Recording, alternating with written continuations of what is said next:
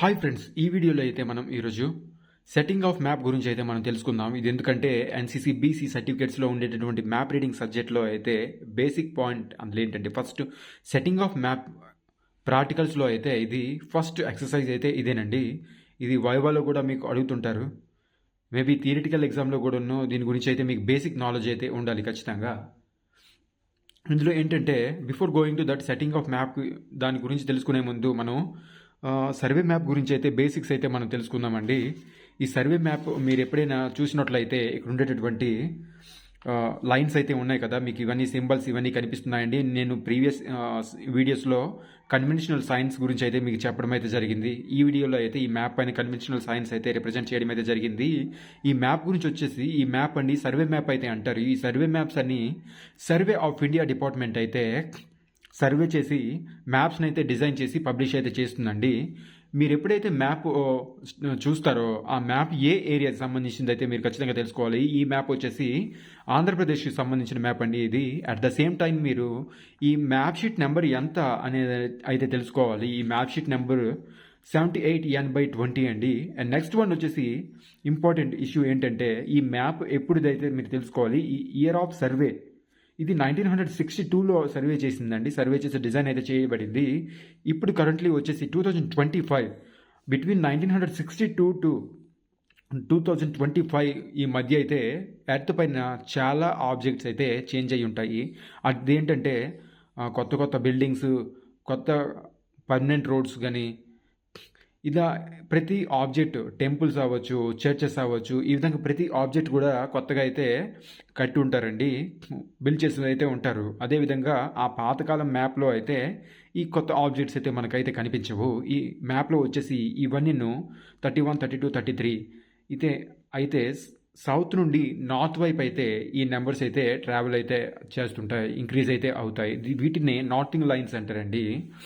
ఇవి వచ్చేసి పైన 24, 25, 26, 27, 28, 29 వచ్చేసి ఇవి వెస్ట్ నుంచి ఈస్ట్ డైరెక్షన్ వైపు అయితే ఇంక్రీజ్ అవుతుంటాయి. వీటినే ఈస్టింగ్ లైన్స్ అంటారు. మ్యాప్లో వచ్చేసి ఇది నార్తింగ్ లైన్స్ అంటే ఏంటి, ఈస్టింగ్ లైన్స్ అంటే ఏంటి అనేది అయితే మీరు తెలుసుకోవాలి.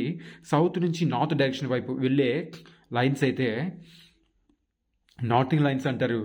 అవేనండి. హారిజంటల్ లైన్స్కి ఏమో నార్తింగ్ లైన్స్ అంటారు. అవి నార్త్ డైరెక్షన్ వైపు అయితే ఇంక్రీజ్ అవుతూ వెళ్తుంటాయి. ఈస్టింగ్ లైన్స్ ఏంటంటే వెస్ట్ డైరెక్షన్ నుంచి ఈస్ట్ డైరెక్షన్ వైపు అయితే ఇంక్రీజ్ అవుతూ వెళ్తుంటాయి. ఇవేనండి వెర్టికల్ లైన్స్. వీటినే ఈస్టింగ్ లైన్స్ అయితే అంటారు. నెక్స్ట్ వన్ వచ్చేసి ఈ మ్యాప్లో కనిపించేటటువంటి ప్రతి స్క్వేర్ని ఈ స్క్వేర్ అంటారండి.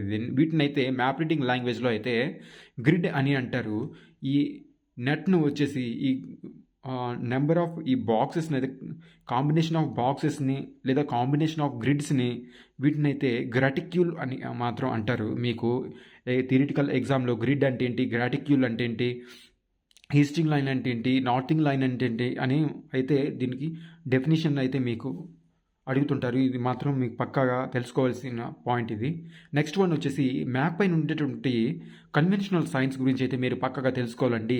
మీరు మ్యాప్ని ఎప్పుడైతే స్టడీ చేస్తారో మ్యాప్ యొక్క తాళపు చెవి అని చెప్పొచ్చండి ఈ కన్వెన్షనల్ సైన్కి. ఎందుకంటే ఇవి చాలా క్రూషియల్ రోల్ అయితే ప్లే చేస్తాయి.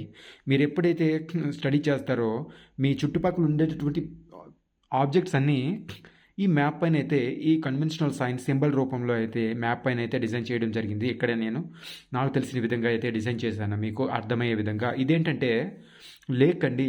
లేక్ పక్కన ఉండేటటువంటి ఇదేమో నీటితో నిండినటువంటి లేక్ అండి.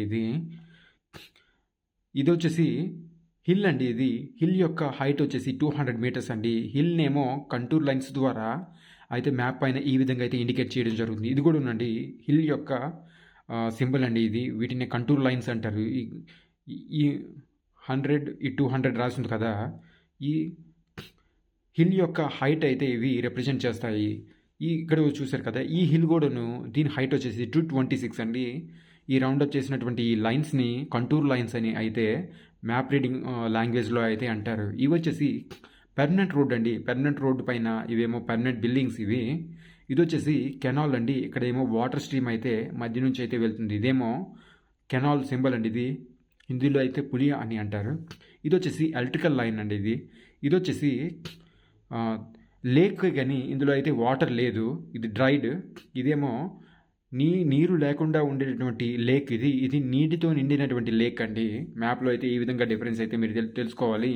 ఇది వచ్చేసి పోలీస్ స్టేషన్ అండి. ఇది వచ్చేసి పోస్ట్ ఆఫీస్ అండి. ఇదేమో చర్చ్ యొక్క కన్వెన్షనల్ సైన్, ఇదేమో ఫుట్పాత్ యొక్క కన్వెన్షనల్ సైన్, ఇదేమో వచ్చేసి రైల్వే స్టేషన్ యొక్క కన్వెన్షనల్ సైన్ అండి.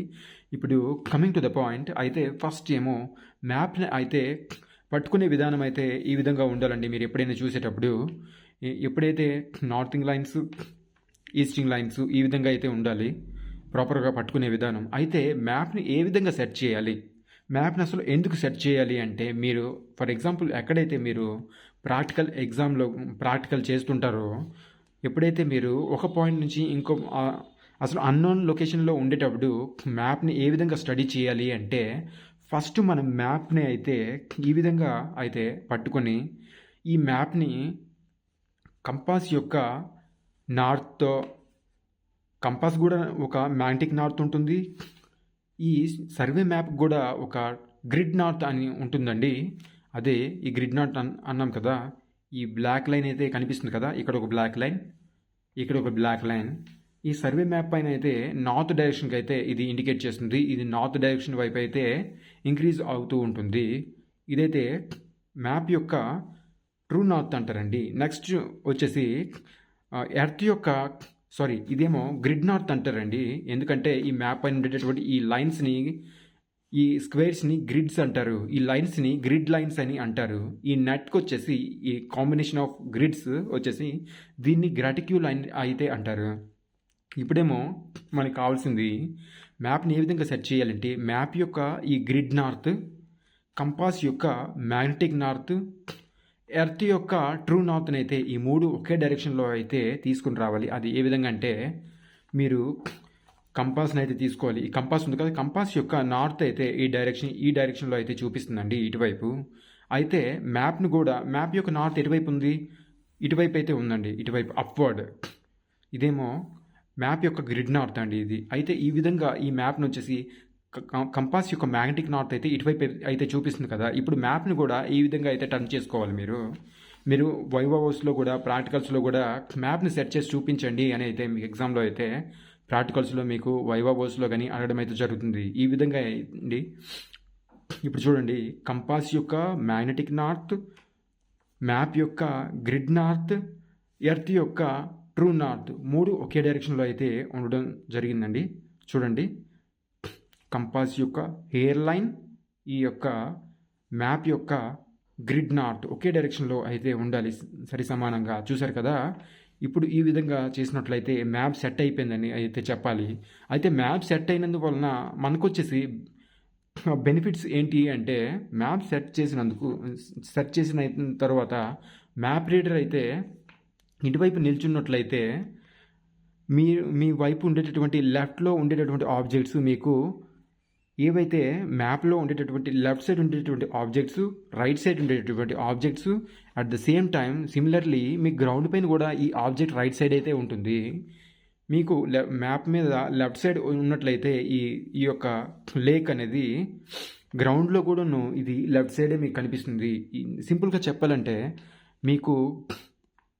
మీరు ఫేసింగ్ ఎటువైపు అయితే నిల్చున్నారో ఈ ఆబ్జెక్ట్స్ కూడా మ్యాప్లో అయితే సరిసమానంగా అయితే మీకు కనిపిస్తున్నాయి అండి. మీరైతే మీ వెనుకుండేటటువంటి ఆబ్జెక్ట్స్ మీ వెనుకే ఉంటాయి. ఇక్కడ మ్యాప్ని అయితే ఈక్వల్గా, ప్యారలల్గా అయితే సెట్ చేసుకోవడం అయితే జరిగిందండి. దీనివల్ల వచ్చేసి యూజెస్ ఏంటంటే, మీ ముందు ఉండేటటువంటి ప్రతి ఆబ్జెక్టు, గ్రౌండ్ పైన ఉండేటటువంటి ఆబ్జెక్టు, మ్యాప్ పైన ఉండేటటువంటి ఆబ్జెక్టు మీకు సరిసమానంగా ముందు, వెనక్కి, ఎడమవైపు, కుడివైపు అయితే అవే ఆబ్జెక్ట్స్ అయితే మీకు అయితే కనిపిస్తాయి. దీనివల్ల మీకు వచ్చింది ఏంటంటే, ఒక పాయింట్ నుంచి ఇంకో పాయింట్కి అయితే మూవ్ చేసేటప్పుడు అయితే మీకైతే ఇది సెట్టింగ్ ఆఫ్ మ్యాప్ అయితే మీకు అయితే యూజ్ అవుతుంది. ఇదైతే మ్యాప్ రీడింగ్లో బేసిక్ అండి. ఇది సెట్టింగ్ ఆఫ్ మ్యాప్ అనేది చూసారు కదండి. సెట్టింగ్ ఆఫ్ మ్యాప్ అనేది కంపాస్ యొక్క మ్యాగ్నెటిక్ నార్త్ ఎటువైపు ఉంటే మ్యాప్ యొక్క గ్రిడ్ నార్త్ కూడా అటువైపే అయితే మూవ్ చేయాల్సి ఉంటుందండి. కంపాస్ యొక్క ఈ హెయిర్ లైన్, మ్యాప్ యొక్క గ్రిడ్ నార్త్, ఎర్త్ యొక్క ట్రూ నార్త్ మూడు ఒకే డైరెక్షన్లో ఉండాలండి. మీరు గుర్తుంది కదా, మళ్ళీ రిపీట్ చేస్తున్నాను. కంపాస్ యొక్క మ్యాగ్నెటిక్ నార్త్, మ్యాప్ యొక్క గ్రిడ్ నార్త్, ఎర్త్ యొక్క ట్రూ నార్త్ ఈ 3 ఒకే డైరెక్షన్లో ఎప్పుడైతే ఉంటాయో మీ ముందు వెనుకతల ఉండేటటువంటి ఆబ్జెక్ట్స్ అయితే ఈ మ్యాప్ పైన కూడా ఈక్వల్గా అయితే మీకు కనిపిస్తుందండి. ఈ ఎర్త్ పైన ఈ మ్యాప్ పైన మీ ముందు ఉండేటటువంటి ఆబ్జెక్ట్ కూడా గ్రౌండ్లో కూడా అదే ఆబ్జెక్ట్ మీ ముందు ఉంటుంది. లెఫ్ట్ రైట్లో ఉండేటువంటి ప్రతి ఆబ్జెక్ట్ కూడా మీకు లెఫ్ట్ సైడ్లో లేదంటే రైట్ సైడ్లో సేమ్ అదే డైరెక్షన్లో అయితే ఆ ఆబ్జెక్ట్స్ కూడా కనిపిస్తాయి. ఇదండి సెట్టింగ్ ఆఫ్ మ్యాప్ గురించి అయితే. ఈ వీడియో కనుక మీకు నచ్చినట్లయితే లైక్ చేయండి, షేర్ చేయండి, కామెంట్ చేయండి. ఏమైనా మ్యాప్ రీడింగ్ రిగార్డింగ్ క్వశ్చన్స్ మీకు ఏమైనా ఉంటే మ్యాప్ రీడింగ్ పైన ఏదైనా టాపిక్ పైన అయితే వీడియోస్ చేయాలి అంటే మీరు కామెంట్ చేస్తే ఖచ్చితంగా దాని గురించి కూడాను వీడియో చేయడం అయితే జరుగుతుంది. థ్యాంక్ యూ అండి. జై హింద్.